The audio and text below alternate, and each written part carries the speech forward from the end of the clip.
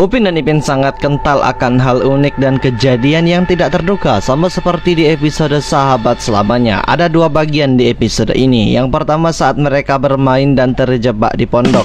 Lalu yang kedua mereka pulang karena hujan sudah reda dan ada juga Tok Dalang di situ. Di episode ini terdapat hal mistis dan horor yang kalau kita perhatikan dengan lebih teliti lagi sangat mudah didapatkan. Oke lah, maka daripada itu Hasclip di sini akan membahas 5 hal horor dan mistis yang terjadi di dalam film animasi Upin dan Ipin pada part ketiga, yang dimana 4 hari yang lalu kita juga telah membahas tentang hal horor dan mistis di film animasi Upin dan Ipin pada part kedua. Mari kita simak videonya dan lihat mistisnya. Tapi sebelum lanjut, mari sama-sama dukung channel ini hingga mencapai 1 juta subscriber dengan cara menekan tombol subscribe dan berlangganan agar kalian tidak ketinggalan informasi-informasi menarik lainnya di channel kami.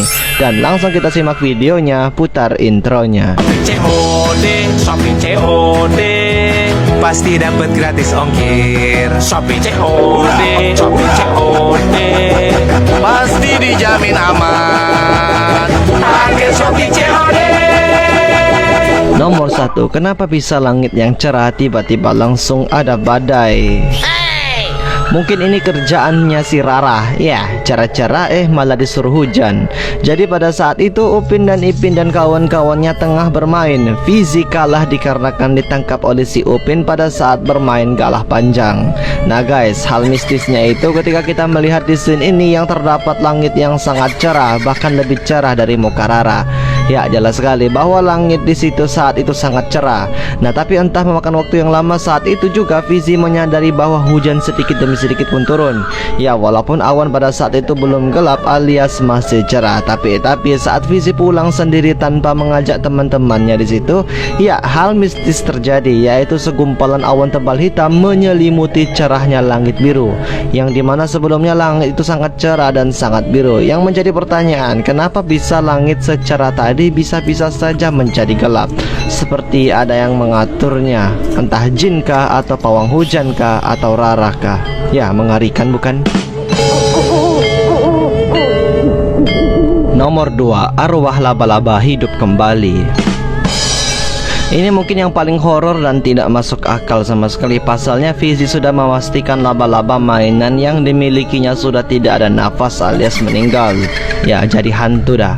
Jadi diundangnya lah teman-temannya untuk berkunjung ke makam laba-labanya, serambi berdoa bersama-sama agar laba-laba jadi diterima di sisinya. Sampai-sampai mereka lupa kalau mereka menggunakan celana pendek. Entah diterima atau enggak tuh doa. Yang jelas mereka berdoa untuk laba-laba milik si Fizi ini. Nah guys, kita fokus saja ke laba-laba milik si Fizi, yang dimana sebelumnya laba-laba Fizi sudah dipastikan meninggal dan telah dikuburkan di dalam tanah. Tapi pada saat Fizi dan kawan-kawannya pulang dan meninggalkan kuburannya sendirian, malah batu kerikil itu terbuka sendiri dan bergerak sendiri, dan muncul laba-laba Fizi yang tadi sudah mati itu, alias bangkit lagi, bernyawa kembali. Yang menjadi pertanyaan, kenapa makhluk hidup yang sudah mati kembali hidup lagi? Ada apa gerangan? Apa yang dimau oleh bangsa jin terhadap animasi Upin dan Ipin ini? Ya, menyeramkan bukan? Nomor 3, tumbuh bunga mawar yang tidak tahu asal-usulnya. Selain daripada laba-laba yang hidup kembali atau bangkit kembali, kita akan diherankan dengan scene Upin dan Ipin tentang kuburan milik laba-laba si Fizi, atau Fizi sebut sebagai Mr. Man. Nah, jadi sebelumnya kuburan dari laba-laba Fizi itu sangat bersih, hanya saja dilingkari oleh sebagian rumput yang berada di sekeliling kuburannya. Nah, tapi saat kita mendengarkan laba-laba Fizi ini bangkit kembali, ya pada saat itu juga kita melihat seperti ada potongan bunga mawar yang berada di area kuburan dari kuburan laba-laba si Fizi sebelumnya. Yang menjadi pertanyaan, siapakah yang menaburkan bunga-bunga mawar tersebut atau potongan bunga mawar tersebut ya? Ya, padahal juga kita tidak melihat Upin dan Ipin dan kawan-kawannya menaburi bunga mawar di kuburan laba-laba milik si Fizi ini. Hanya saja mereka berdoa untuk laba-laba si Fizi. Nah, bagi kalian yang tahu alasan kenapa ada bunga mawar ini, silahkan tulis di dalam kolom komentar di video ini. Menyeramkan bukan? Apalagi bunga mawar lagi. Ya salam. Nomor 4, kuburan laba-laba menghilang. Pada urutan keempat ini kita kembali membahas tentang kuburan yang dikubur oleh si Fizi, dan itu adalah laba-labanya sendiri atau miliknya sendiri. Nah guys, jadi sebelumnya kita tahu bahwa kuburan dari laba-laba si Fizi itu berada tepat di dekat pohon ini, dan terdapat sedikit potongan bunga mawar yang berada di area kuburannya, dan kita sudah membahasnya di nomor 3 tadi. Ya, walaupun sudah tidak ada lagi laba-labanya karena telah bangkit dari kematiannya. Nah, sudah sangat jelas sekali. Tapi pada saat yang berbeda, saat salah seorang teman Upin dan Ipin selesai menceritakan hal horor, kita sudah tidak lagi melihat ada laba-laba kuburan atau kuburan dari laba-laba si Fizi yang sebelumnya dengan sangat jelas berada di sini. Wah, padahal sudah sangat jelas kuburan dari laba-laba si Fizi itu berada di sini dan tidak menghilang. Yang menjadi pertanyaan, di manakah kuburan dari laba-laba si Fizi tersebut?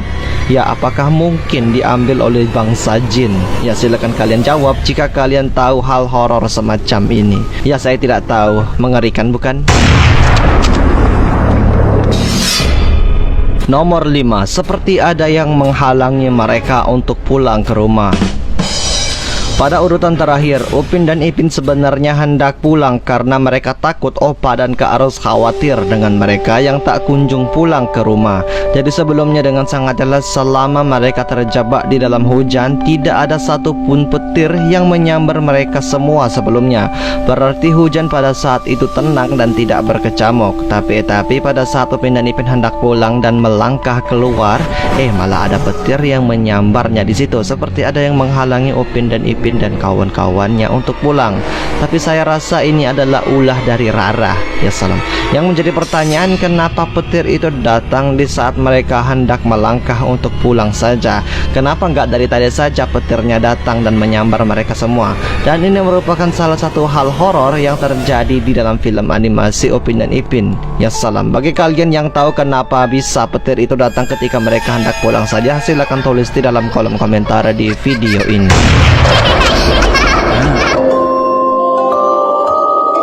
Nah, para bujang-bujang yang beriman, itulah kelima hal horor yang terjadi di dalam film animasi Upin dan Ipin, dan 5 hal mistis yang terjadi di dalam film animasi Upin dan Ipin pada part ketiga. Bagi kalian yang mengetahui atau tahu tentang hal horor Upin dan Ipin atau kesalahan di dalam film animasi Upin dan Ipin, silakan beritahu saya di dalam kolom komentar di video ini. Dan hal tersebut akan saya buat tentunya seperti di video ini juga. Dan para bujang-bujang yang beriman, terima kasih bagi kalian yang telah menonton video ini apalagi sampai selesai. Jangan lupa subscribe dan berlangganan sehingga mencapai 1 juta subscriber. Dan bagi kalian yang memiliki atau mengetahui hal unik seputar Upin dan Ipin atau animasi-animasi lainnya, beritahu saya di dalam kolom komentar di video ini. Dan hal tersebut akan saya buat seperti di video ini juga. Dan seperti biasa, saya Ihsan dan terima kasih.